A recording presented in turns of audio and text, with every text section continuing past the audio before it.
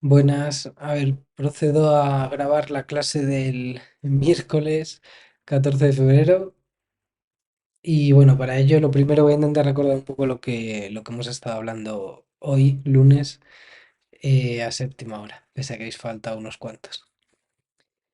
Bien, hoy en clase hemos estado tratando este punto de aquí, de la sociedad estamental a la sociedad de clases. Hemos estado hablando de esa transformación que se da, ese cambio ideológico debido a la revolución liberal. La población va a jerarquizarse, va a organizarse de una manera distinta como se hacía durante el antiguo régimen.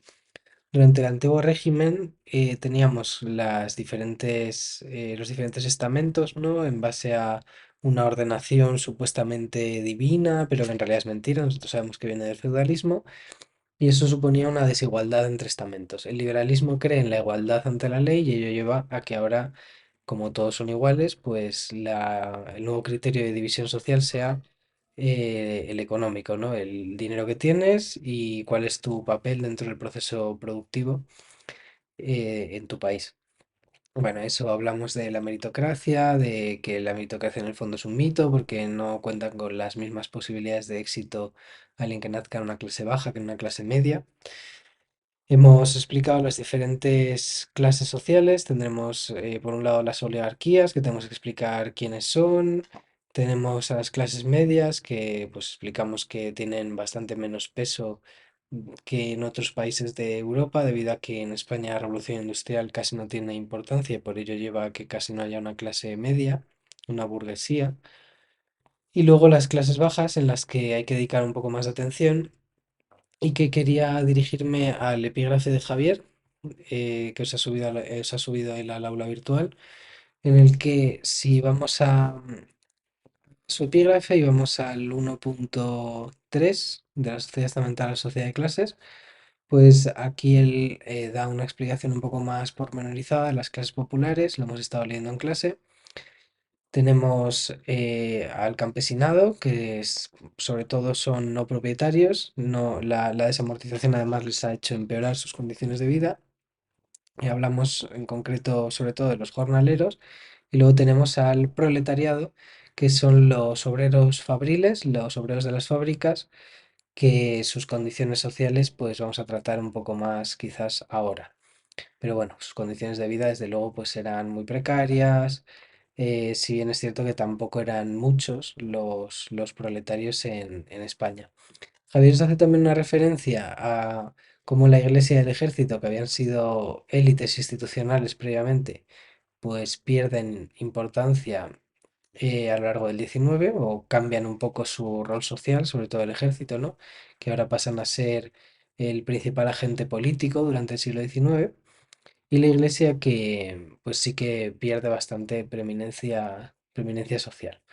Bueno, os pido por favor que echéis un buen vistazo al epígrafe de Javier, porque creo que bueno, sigue bastante lo que yo creo que hay que incluir en el epígrafe y creo que lo hace de forma bastante específica, ¿no? Bastante concisa.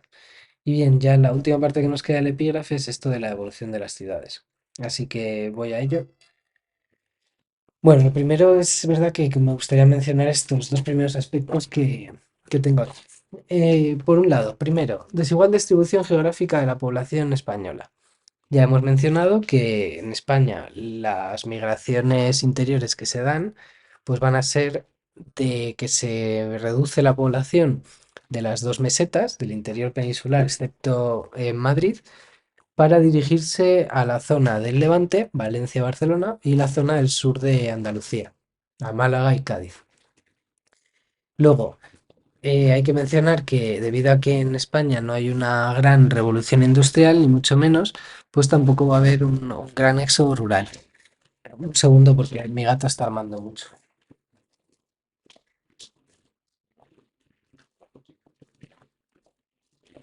Vale, eh, lo siento.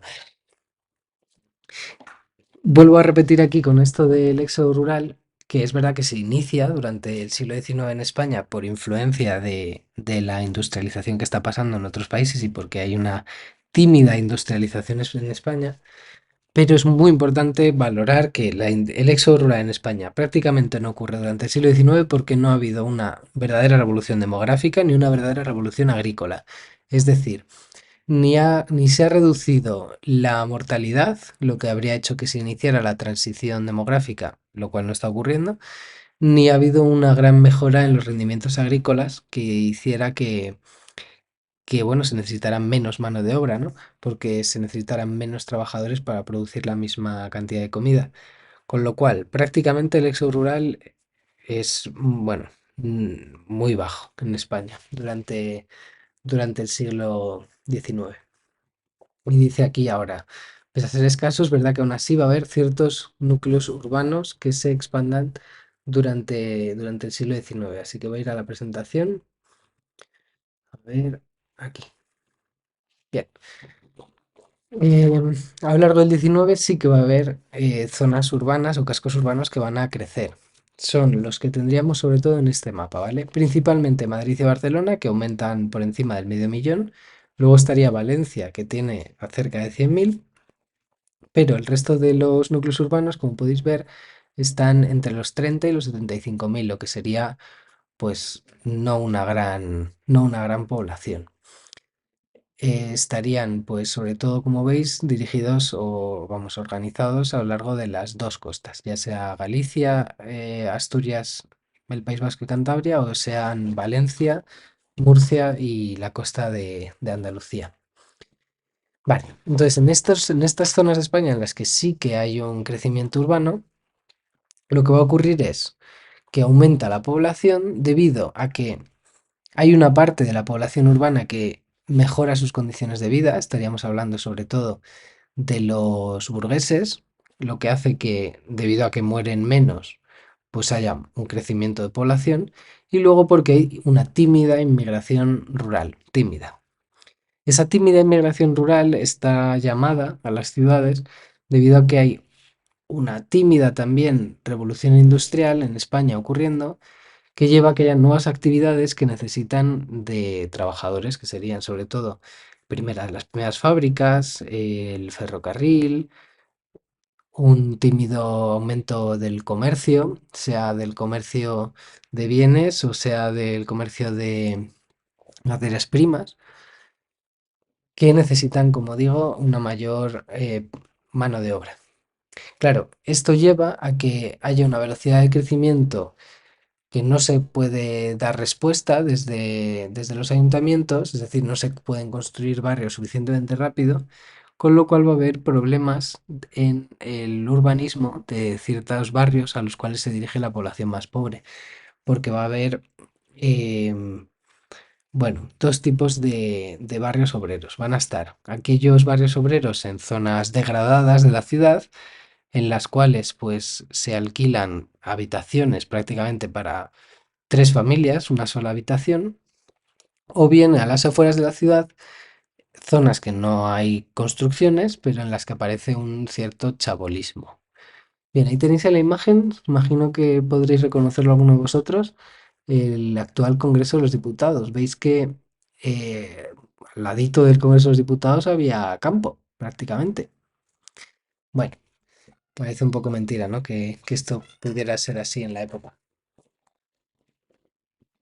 Vale, entonces yo el otro día en clase, bueno, este lunes, en realidad ha sido hoy, os mencionaba que las ciudades van a tener, digamos, dos tendencias distintas, simultáneas, de crecimiento. Va a haber dos motivaciones al crecimiento. Una es la que está explicando ahora, llega nueva población obrera, la cual viene del éxodo rural, que es pobre y que como no tiene dinero no se puede permitir vivir en zonas acomodadas, ni mucho menos, sino que va a vivir o bien en zonas muy degradadas, en lo que son casi pisos patera, o van a vivir en zonas de chabolas en las afueras de la ciudad, pero a la vez que esto está pasando, a la vez de esta tendencia del crecimiento urbano, tenemos una tendencia paralela que es la de una burguesía que como ha mejorado su situación social por la transformación de la sociedad de clases, pues van a reclamar vivir en una zona más acomodada de la ciudad. Con lo cual, vuelvo a repetirlo, tenemos dos tendencias de crecimiento dentro de las ciudades. Una es la llegada de población pobre del campo que va a vivir o en chabolas o en una situación de hacinamiento y a la vez una burguesía que reclama vivir en zonas más acomodadas. Así que, ¿cómo se va a solucionar esta necesidad? Pues derribando las murallas y fuera de las murallas construyendo lo que se llaman los ensanches. Y los ensanches, lo dice la propia palabra, son barrios en los que las calles son más anchas que lo que eran los cascos urbanos medievales. ¿Qué pasa? Que los cascos urbanos medievales son muy difíciles para poder ofrecer unas buenas calidades de vida, porque son calles muy estrechas, porque no permite el alumbrado público, porque no permite que corra el aire, porque son muy sucios, porque no hay facilidad para que haya electricidad, no hay facilidad para que haya agua corriente, ni transportes, ni nada. Entonces es mucho más fácil derribar la muralla y construir un barrio fuera, un barrio nuevo, mucho más organizado. Y vosotros en el epígrafe tenéis sí o sí que mencionar los dos principales ensanches de España, que son los que vamos a explicar ahora. Primero, el ensanche Cerdá del año 58 de Barcelona. Y segundo, el Plan Castro o el ensanche Castro de Madrid de 1860. Son prácticamente simultáneos, aunque primero el de Barcelona. ¿Qué ocurre? Que esos ensanches se dirigen a la población burguesa que antes vivía en los cascos de las ciudades, en el casco histórico. Si la población burguesa deja de vivir en sus casas ricas del centro de la ciudad para ir a vivir a los ensanches modernos de las afueras, los cascos históricos quedan despoblados y por tanto se pueden alquilar.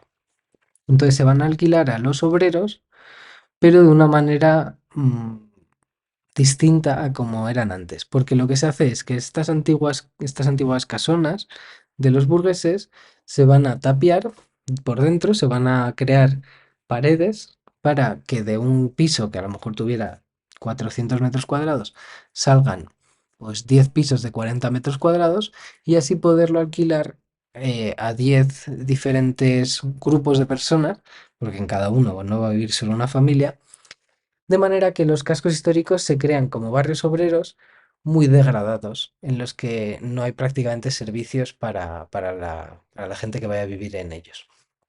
Así que, yendo ya más en concreto al plan Cerdá y al plan Castro, que desde luego para mí sería una gran pregunta para la fuente del examen de BAU, que os pusiera en este plano.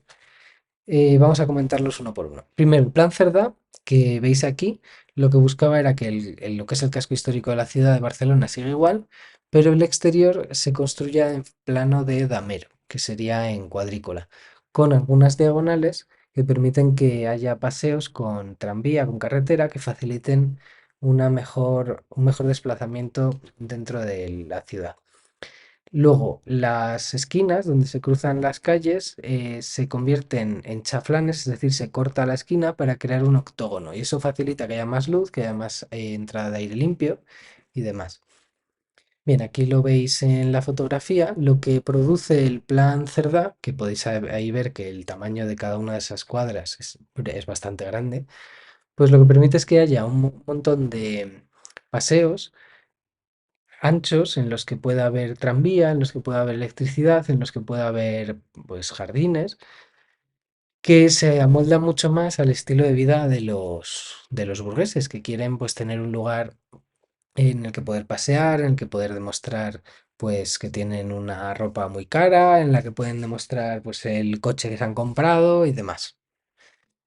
Bien, aquí veis claramente el casco antiguo de Barcelona, que es muchísimo más estrechas todas las calles, pues va a quedar como un barrio obrero muy degradado, que va a ser el principal foco de anarquismo del sur de Europa prácticamente, en el que era muy difícil que la policía o que las autoridades pudieran penetrar dentro de todas esas calles tan estrechas. Y luego en el caso de Madrid, creo que aquí se va a ver mejor.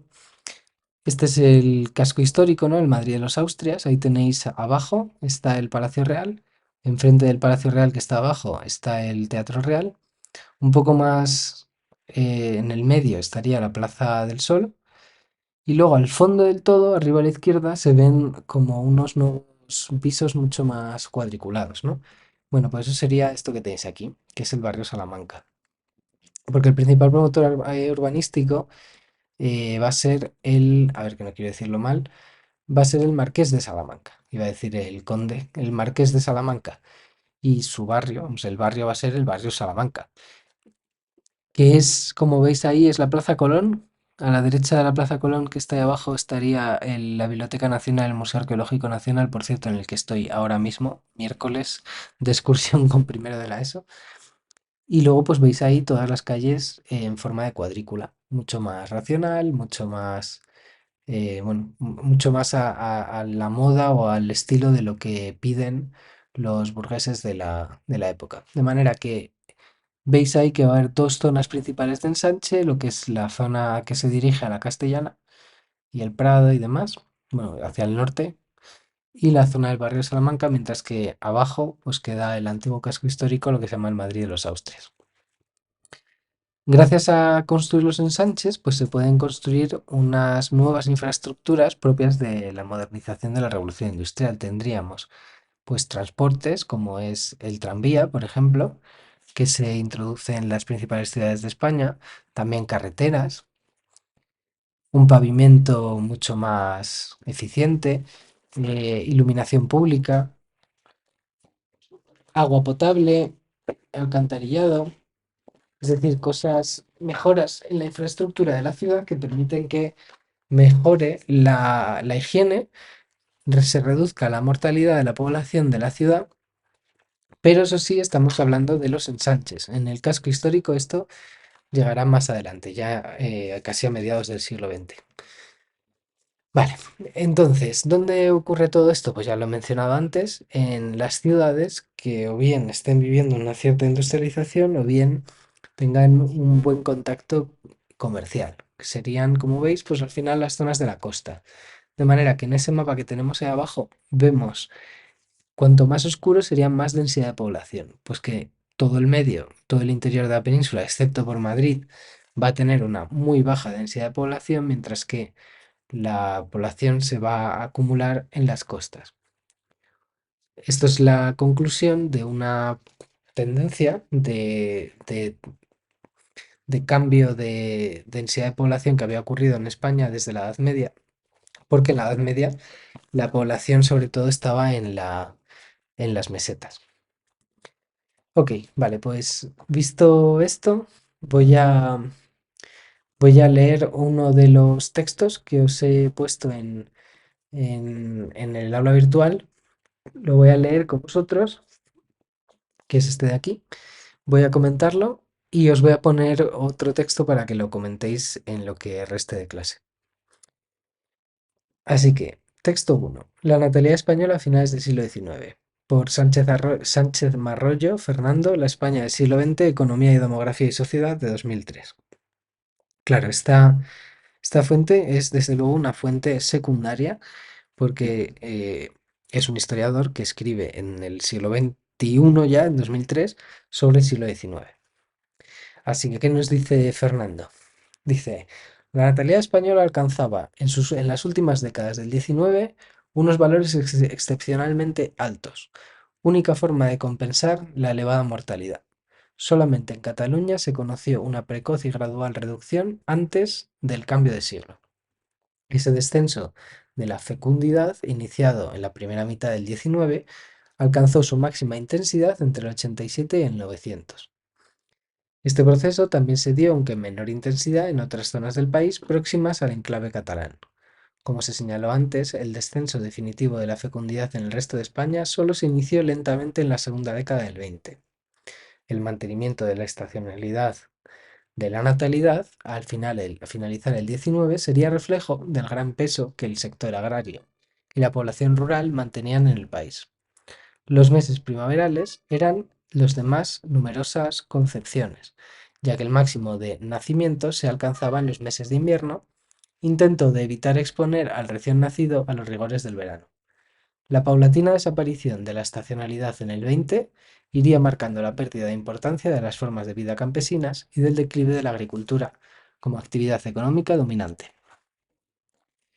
Vale, Voy a mencionar algunos de los conceptos que trata el texto, que a lo mejor son un poco difíciles de entender. Por un lado, al inicio del segundo párrafo habla de el mantenimiento de la estacionalidad de la natalidad. Vale, eso quiere decir que debido a que la población trataba de tener los hijos en invierno, pues había una estacionalidad de los nacimientos, que nacían en una época del año en concreto, en una estación. También habla en otro momento de la fecundidad. La fecundidad es la proporción que hay entre nacimientos y número de mujeres en edad fértil, ¿vale? Eso es fecundidad, es decir, cuántos hijos se tienen por mujer en España. Así que, a ver, pensad en un momentito a ver cuál es la idea principal del texto y ahora os digo cuál es para mí.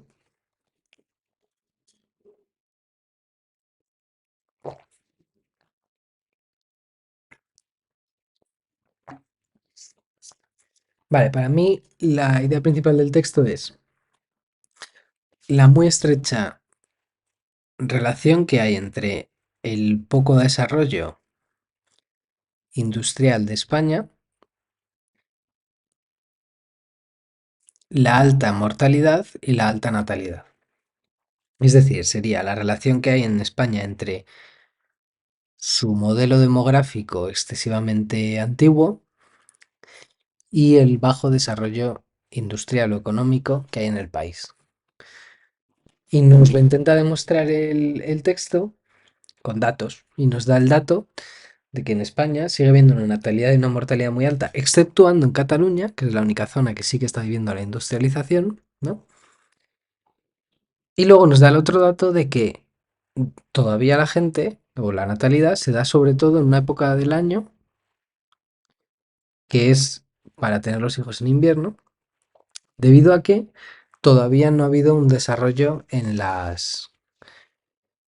bueno, debido a que la población todavía es principalmente rural, ¿no? Eso es un comportamiento típico del campo, no típico de la ciudad, donde pues hay más posibilidades de, bueno, de criar a un niño, ya sea en verano o ya sea en otra época del año.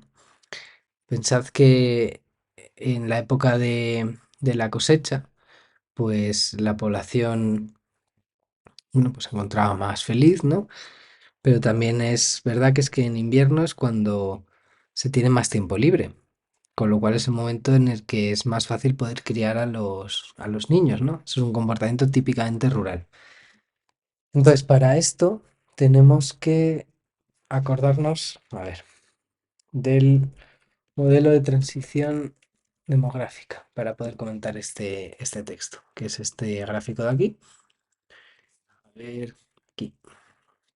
Lo que ocurre en España durante el 19 es que todavía se mantiene aquí, exceptuando en Cataluña, que Cataluña está empezando a vivir el inicio de esto realmente, ¿no? Porque habla de que en Cataluña empieza a bajar la natalidad ya a finales del 20, perdón, del 19, principios del 20.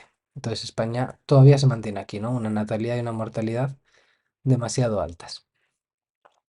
Entonces, a ver, yendo un poco punto por punto del texto, en primer lugar nos habla de que España tiene una natalidad y una mortalidad muy altas. Aquí habría que hablar de cuáles son las razones de que la mortalidad en España se mantenga todavía muy elevada, ¿no? Esas tres razones que dimos de las epidemias, de las enfermedades que son endémicas, de las crisis de subsistencia que se dan. Esas son las tres causas de la elevada mortalidad de España en esa época. Luego hay que hablar de por qué Cataluña es una excepción. Recordad que sus condiciones de arrendamiento agrícola eran mejores, lo que hacía que se invirtiera más en el campo, lo que hacía que los campesinos ahorraran más dinero, tuvieran más capitales, que se invirtieron en una industria textil que es muy apoyada por el proteccionismo y que está muy desarrollada, incluso comparándola con el resto de Europa. Para mediados del 19, la industria textil catalana está ya muy mecanizados, lo que no se puede decir de otras zonas de Europa. Vale.